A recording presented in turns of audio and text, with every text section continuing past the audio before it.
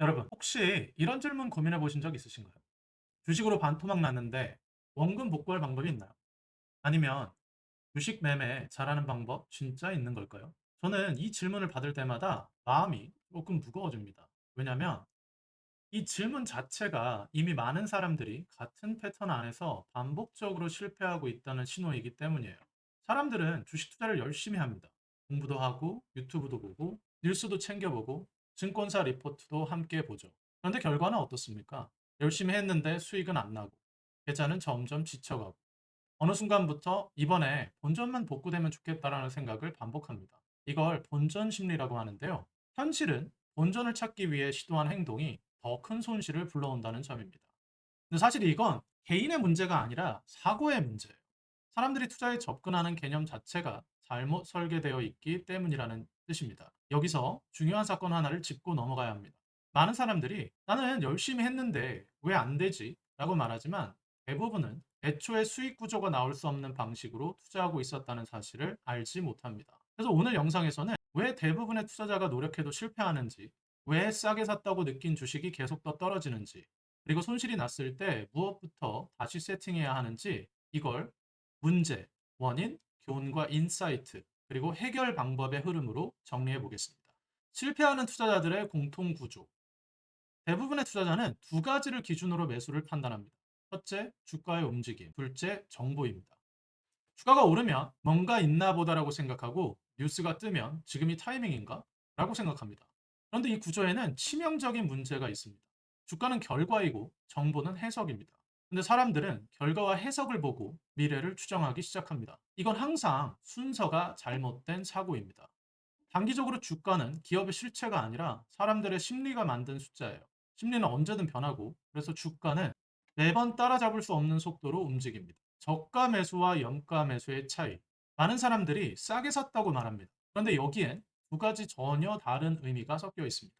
저가 매수는 떨어진 가격만 보고 싸다고 느껴서 사는 것이고, 염가 매수는 기업의 가치 대비 가격이 과도하게 낮아졌을 때만 사는 걸 의미합니다.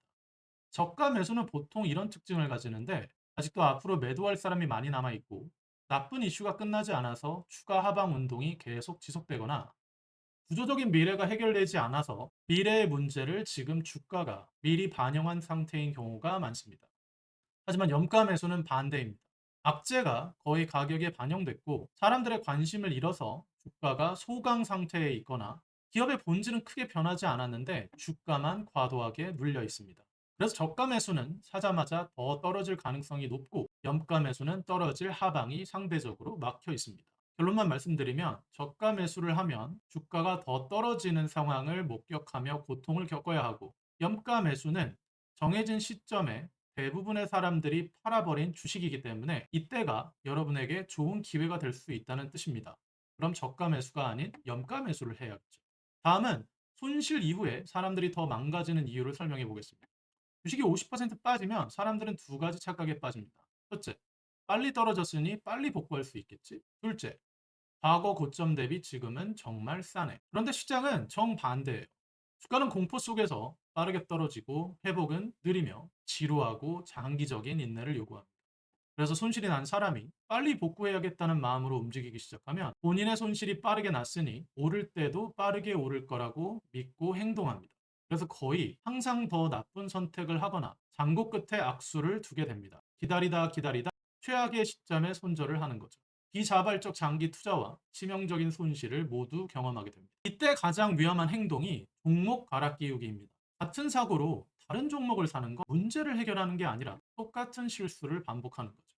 자, 다음은 손실 이후에 반드시 해야 할 3단계를 보강해서 설명해 보겠습니다. 지금부터 해결책에 대한 설명이죠. 손실이 났을 때 사람들이 가장 먼저 해야 할 일은 추가 매매나 또 다른 매매가 아니라 투자를 즉시 멈추는 것입니다. 첫 단계는 추가 매수를 중단하고 지금의 판단 구조가 잘못되었을 가능성이 높기 때문에 같은 사고로 행동하면 결과도 반복된다는 사실을 인지해야 합니다.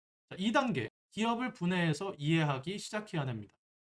즉, 이 회사가, 이 주식이 무엇을 팔아서 돈을 버는지, 어떤 사업 구조인지, 무엇에 의존하는지를 파악해 봐야 된다는 뜻입니다. 이 외에도 상당히 많은 요소들이 있지만 가장 빠르고 쉽게 이해하실 수 있도록 제가 아주 단순하게 설명하고 있으니 제가 지금 말씀드리는 내용이 너무 쉽다고 생각하진 않으셨으면 좋겠어요. 이런 것들이 기본 골격입니다. 3단계는 가격을 이해하는 거예요.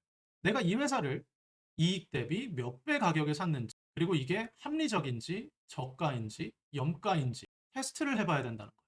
이 3단계를 통과하지 않으면 그 다음 모든 행동은 다시 추측으로 반복됩니다.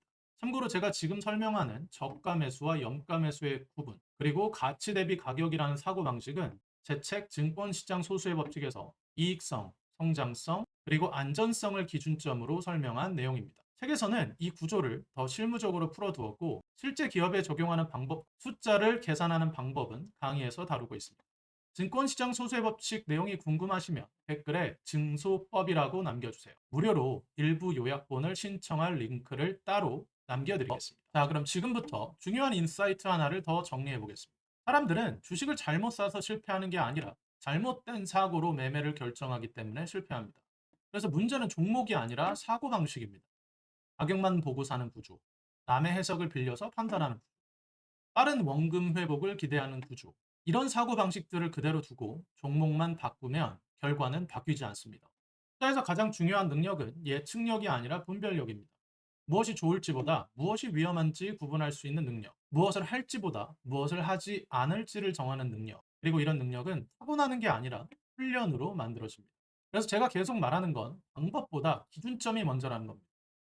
이 기준점과 사고의 틀은 증권시장 소수의 법칙 두 권에서 약 400페이지가량 심도 있게 다루고 있고, 실제 기업 분석, 밸류에이션을 계산하는 방법, 그리고 매수 매도가 범위를 계산하는 실행 방법은 모이라 증권 투자에서 다루고 있습니다. 자, 이제 오늘 이야기의 결론은 매우 단순합니다.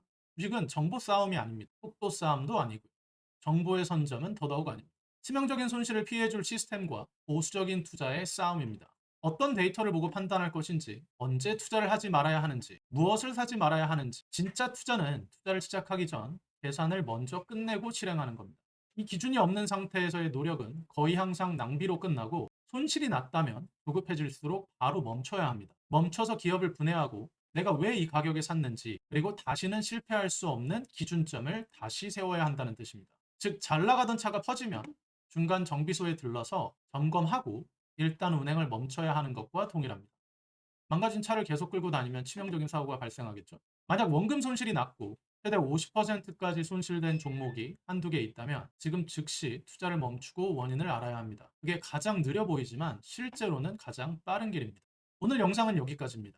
투자를 멈춘 후에 어떻게 원금 회복을 하는지, 실제로 얼마나 걸려야 원금 회복이 되는지 알고 싶다면 고정 댓글을 확인하고 진단을 받아보시기 바랍니다.